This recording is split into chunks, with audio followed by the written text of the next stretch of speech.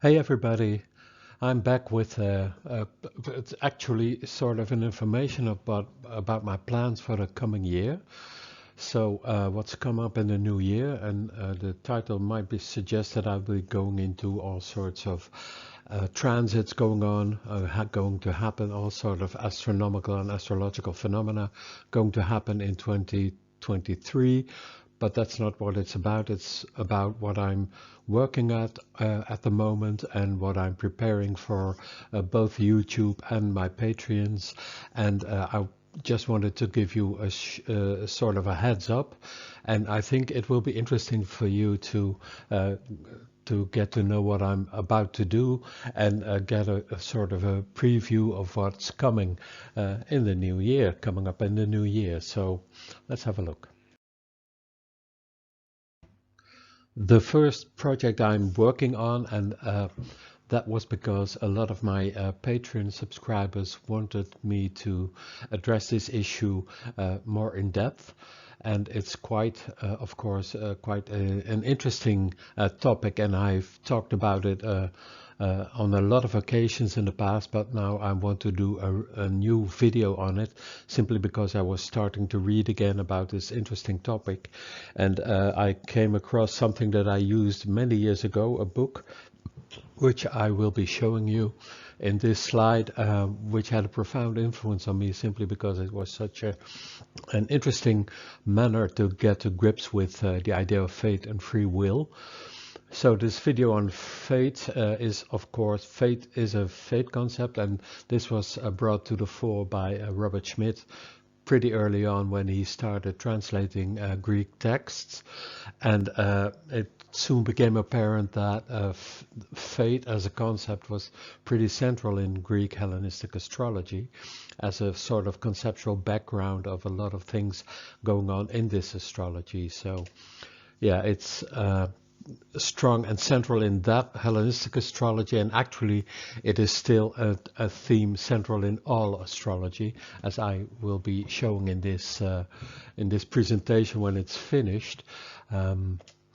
Let me first quote something of the book that I want to recommend to you, because the interesting thing is that it has been translated in the English language, and I came to know it in the Dutch language. I'll show you, but he had a very interesting opening quote for his investigation of the fate issues.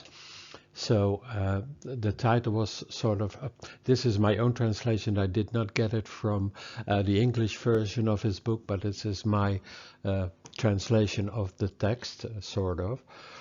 And this is what he says: fate sooner or later comes knocking on the door in everyone's life in many different forms. It can creep up slowly in your lives as an incurable disease, or unexpected as an oncoming, unavoidable car on our side of the road.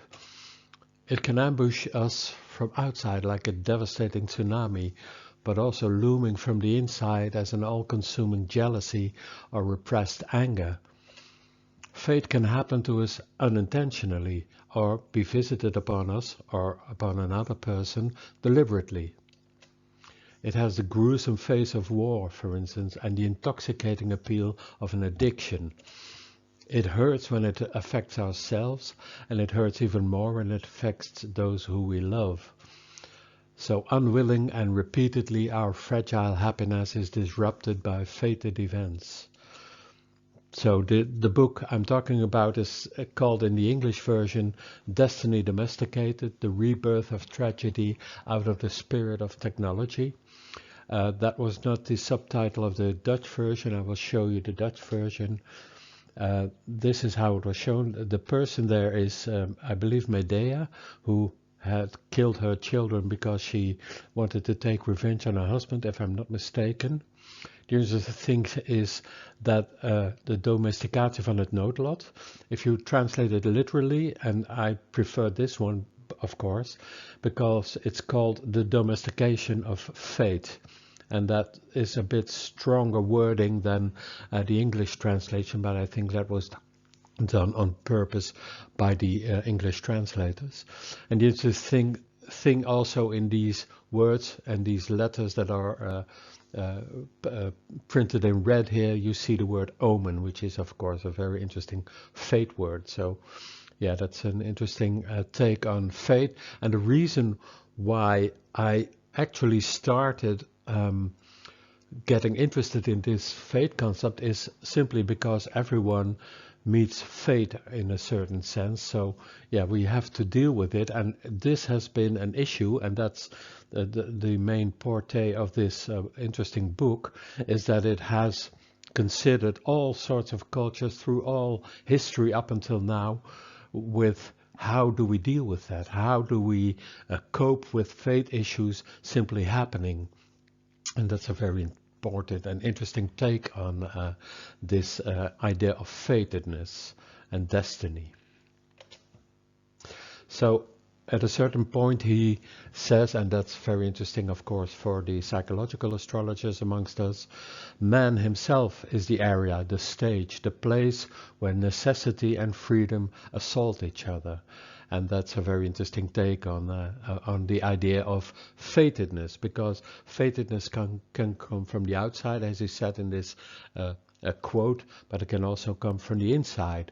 And you could also say that your own free will is sort of a dictator issuing out all sorts of orders for other people and for yourself to follow. So you could say that it also has sort of a strong influence on you, and you could also say that you are guided, perhaps even unwillingly guided, by the things that you want, and you claim your freedom as the arena in which you can exert this sort of influence on other people, on your own life, and perhaps even on your surroundings. So yeah, there's a very strong Ananke principle working in ourselves. Because of necessity, we need to follow the instructions that we are getting, for instance, from our own daimon. You have to do this, you must do this in this way, etc., etc. So yeah, you could say that fatedness is ever persistent concept work in our lives, all of our lives. So as I've said, fate and free will is, of course, nowadays the most debated topic amongst all sorts of philosophers and whatever sort of people. So the fate and free will issue is very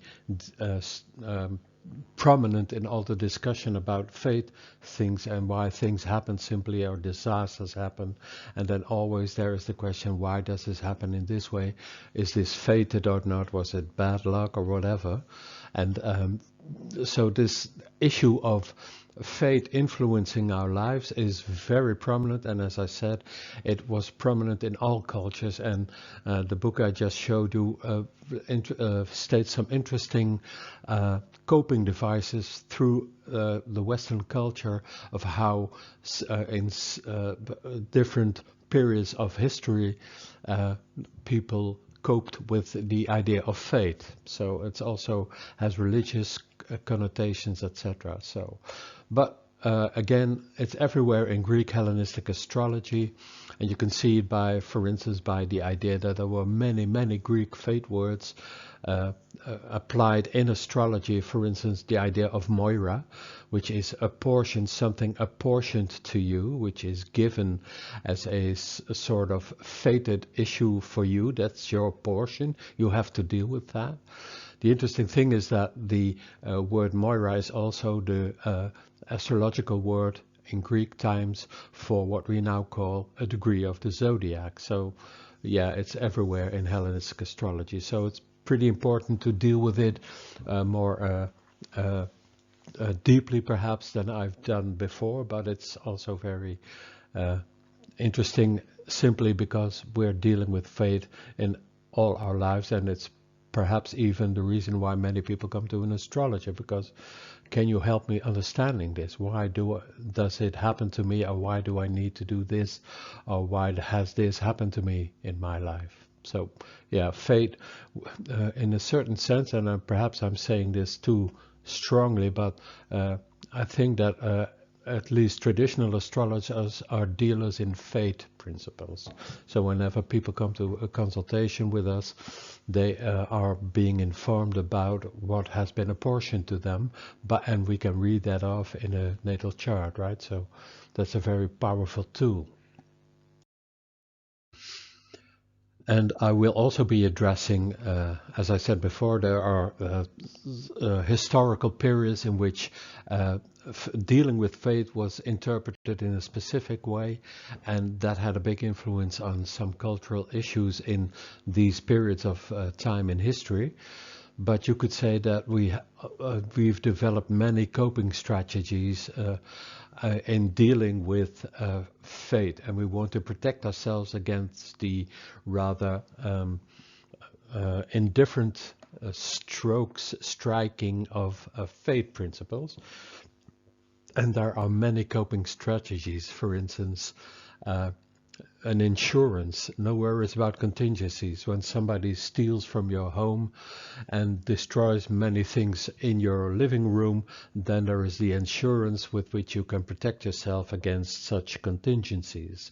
So that's one of the coping strategies for some things happening that might be damaging to your personal life. So, but there are also all sorts of coping devices. There are medical issues, there are psychological issues. You can take pills to ward off some internal stress that might be happening, fate coming from the inside, etc., etc. So I will be addressing that in this video that I will be producing. I'm not sure when it will be ready for you, but I will be notifying everybody when it is done. So wait for it. On to the next topic.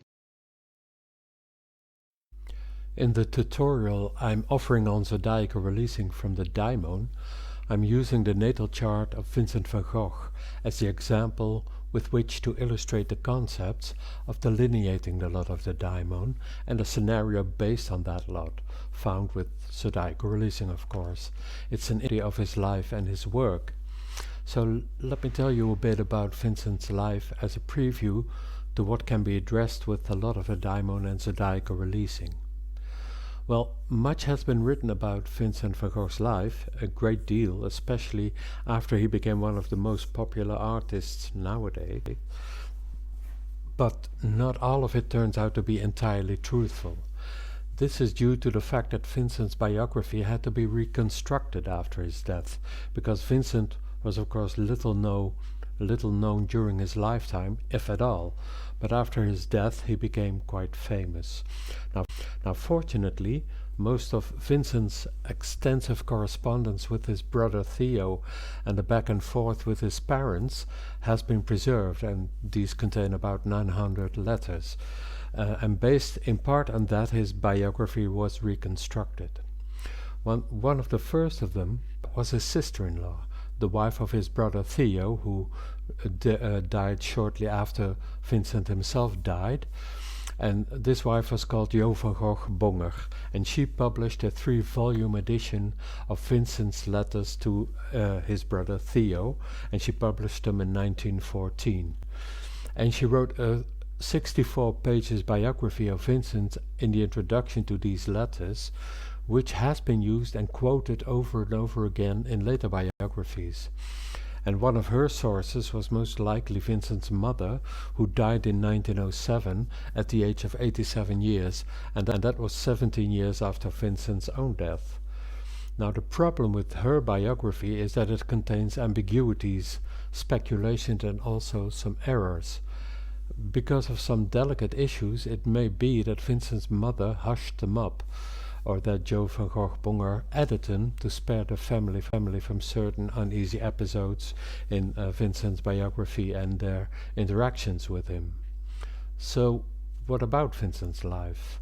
Well, for several reasons, the general impressions created was or is that his life was quite dramatic and imbued with a certain gloom and characterized as an eternal struggle with life. But he emerges most of the time as a sort of a tormented artist a bit of a romantic idea of a tormented artist, and the impression is given that his life was burdened by a weak or fragile mind or some psychiatric condition. But interestingly enough, Vincent only started painting in the last 11 years of his life. Before that he did draw a bit, but it was really at an amateur level and not much time spent on it, so to speak. So how can that be accounted for astrologically? How can it be seen in his life that he all of a sudden sort of became much invested in art and started to educate himself as an autodidact and learning how to paint? And that was of course the main issue of a lot of his acknowledgement as an artist, because he did some interesting things there. But how can that be accounted for astrologically? And of course my aim is to illustrate this with zodiacal releasing, because that's very telling in that sense. And of course, while it's certainly true that Vincent did not have an easy life, it is certainly not true that his mind was fragile or brittle from the start, because he spoke many languages, 4 of them, and he was interested in art, and he read much literature all during his life. And this is clear from Jan Hulske's biography of Van Gogh, which I consulted for Vincent's life story, which you see in this slide here. And in this carefully documented and research-packed biography, Vincent emerges as a very dedicated, enthusiastic, a very passionate, compassionate and self-sacrificing human being. And in addition, however, he was also brusque in his manners and presumably unpolished and rather fanatical, to say the least. So Vincent's life story, his actions and the way he worked as an artist are quite evident from the delineation of his lot of the daimon, which is in the Scorpion and is ruled by the domicile master of the Scorpion, which is Aries Mars, and that describes really well how he went about his actions. And furthermore, the 3 episodes of his zodiacal releasing scenario quite accurately inform us about the how and the why of what was going on in his life in these specific periods. So this is a very interesting study. It's a very powerful and potent astrological technique. So if you want to learn all about it, join this tier and join the patrons that have already subscribed to this one. I hope to see you there.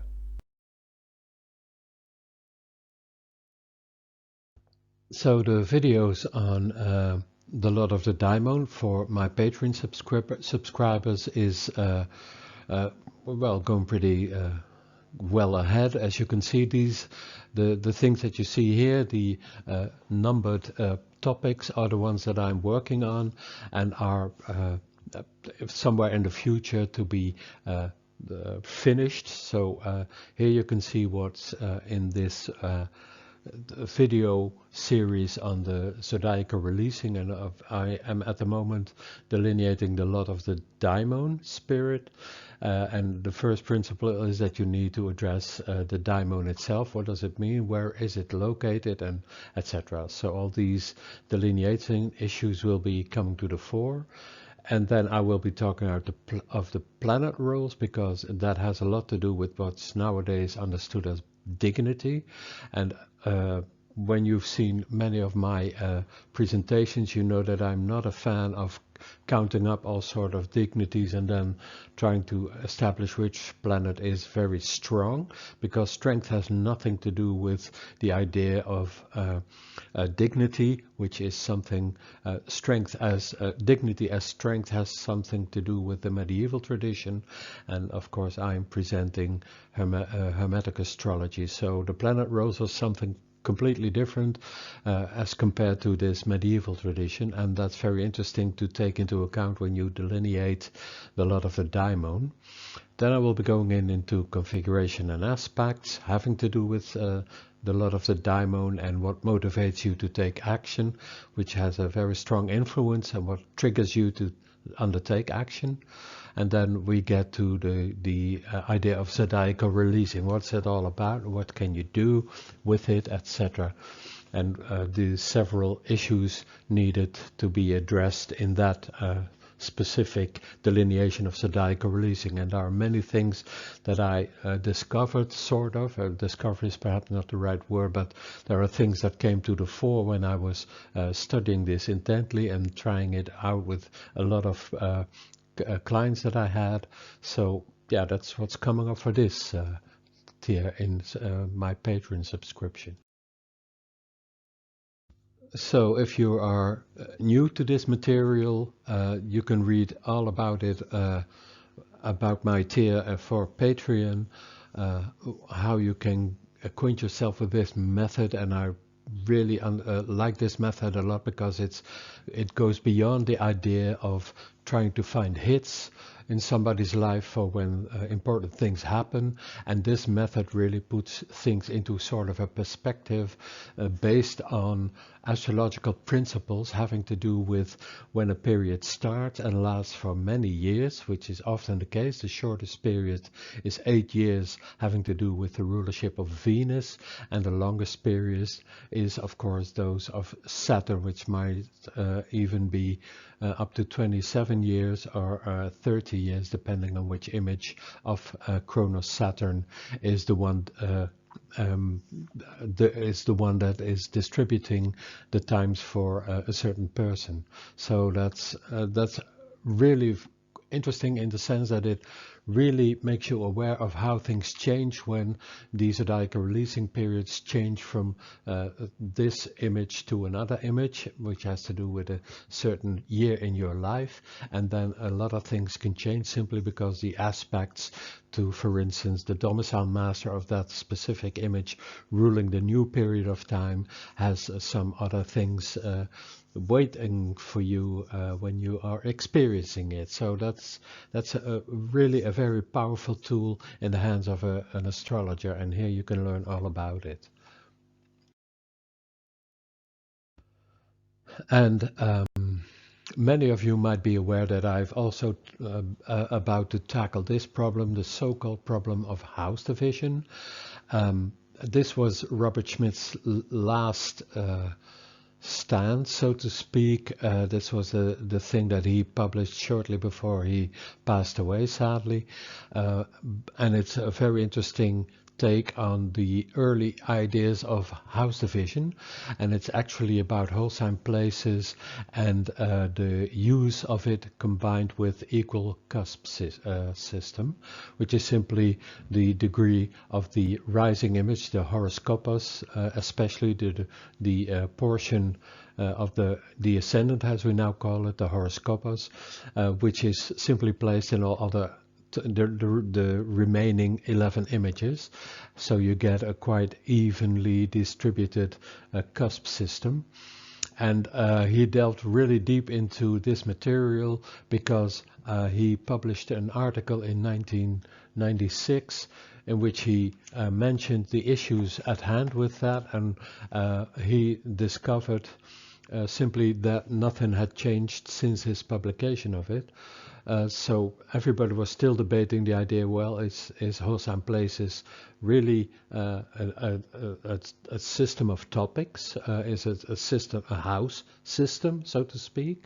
And what about all the other cusp systems that are now popular? So, and he brought it back to there was never a problem, simply because whole sign places, the equal places and quadrant divisions, he explained it in what he found in the ancient text and how we can use that to establish certain things in the chart. And it goes really deep, and getting acquainted with this material was the reason why I wanted to start a Patreon, because you have to be a dedicated student to come to grips with this new look at what houses and places actually signify, the topics. It's yeah. So here you can see what I'm doing at the moment with this tier that I'm preparing for Patreon. As you can see, the 12-fold system of topoi is done. There's a video on it. The swivel and the oscillation is done. That was also on YouTube. The place at the peak and the MC I've done for my Patreon subscribers, and now I'm working on the topic of advancing and loud planets, having to do with the meridian and the horizon. And if you want to learn that, please subscribe, then you can learn all about it. But it's a very interesting topic, and you can see what's coming.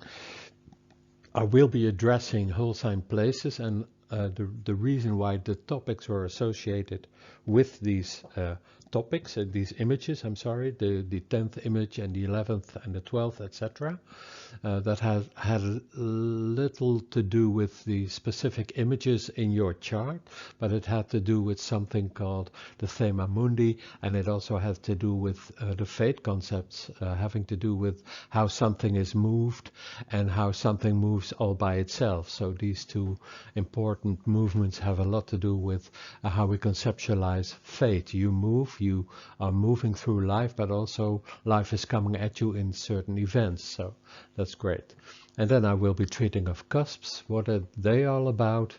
And then we need to talk about planets affecting or endowing things, and planets that are on or off topic, which is specified by means of these several house principles, topical investigations in the ancient Greek astrology. And as a little teaser for you, I'm inserting this slide from one of these presentations that will be coming up, having to do with questions asked. And this is typical of Schmidt approaching these texts, the Hellenistic text that he translates, in which he had very, very much experience, more so than I think whoever is translating Greek text at the moment.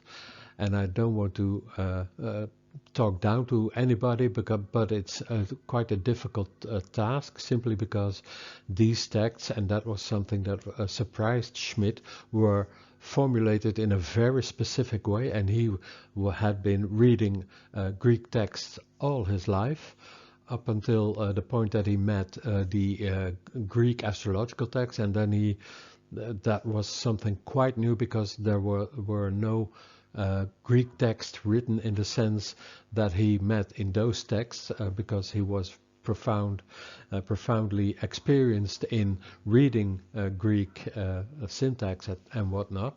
And then he found out that the Greek astrological texts were sort of cryptical. So that made him suspicious, and that sort of meant that he had to reacquaint himself with the astrological texts all from the beginning, and trying to find out why they use these words and what was simply hidden in these texts of the ancient Greek astrologers, simply not to simply say, well, you do this and you calculate it such and then this is the result, but it were pedagogical texts. I'm not sure if I'm saying that right, but they were meant to instruct the one who was reading, and when you read it carelessly, then you would miss a lot of things. And Schmidt was known to be a very careful reader of astrological texts, so that's very interesting. So yeah, here you have some interesting things that Schmidt said about the things in a specific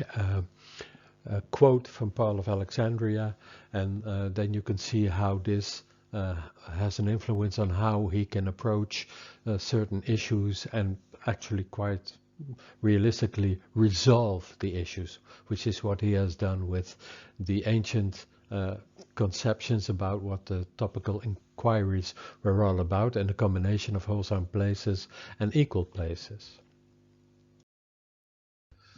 So again, if this is quite new to you, then here you can read all about the reason why I started this Patreon subscription, and also what I'm presenting in this subscription, and how you can learn all about this specific way of addressing topics by means of what Schmidt discovered in the ancient texts about the so-called problem of house division in ancient texts. So read all about it. So with that, I have given you an insight in what's planned for the coming year, and most probably more will come, because I get all sorts of ideas and all kind of suggestions by means of the persons reacting to my YouTube videos, and also the persons reacting to my Patreon presentations. So yeah, I wish you all a very happy new year. Thank you very much for all your support. I'm really pleased with it, and it's so inspiring. So thank you everybody for doing that. And yeah, may the light of the sun shine on your family this Yule season. So I hope to see you in one of my presentations or at my Patreon subscriptions. So bye bye and see you next year.